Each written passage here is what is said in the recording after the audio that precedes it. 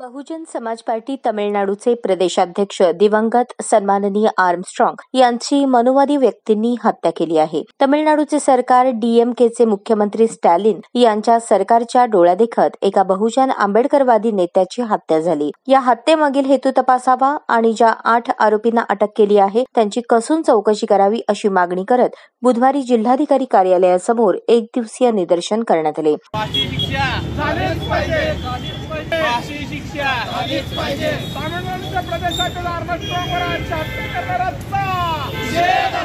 बहुजन समाजवादी पार्टीचे प्रदेशाध्यक्ष दिवंगत सन्माननीय आर्मस्ट्रॉंग यांच्या कुटुंबियांना तात्काळ पोलीस संरक्षण द्यावे अशी मागणी बसपाचे जिल्हाध्यक्ष माजी नगरसेवक बबलू गायकवाड यांनी केली.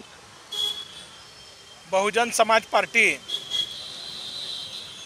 प्रदेशाध्यक्ष आदरणीय सुनीलजी डोंगरे साहेब यांच्या आदेशानुसार बहुजन समाज पार्टीचे तामिळनाडू प्रदेशचे अध्यक्ष दिवंगत आर्मस्ट्रॉंग यांची 5 तारखेला हत्या झाली आणि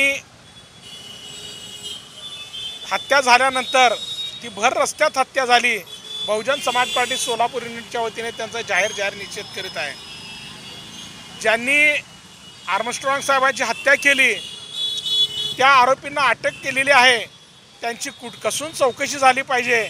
याच्या पाठीमागचं कारण काय आहे ते स्पष्ट झालं पाहिजे आणि या आरोपींना फास्ट ट्रॅक कोर्ट चालून लवकरात लवकर त्यांना जास्तीत जास्त कायद्याने शिक्षा झाली पाहिजे अशी बहुजन समाज पार्टी सोलापूर युनिटची मागणी आहे. त्यासाठी आज आम्ही कलेक्टर साहेबांना निवेदन देत आहोत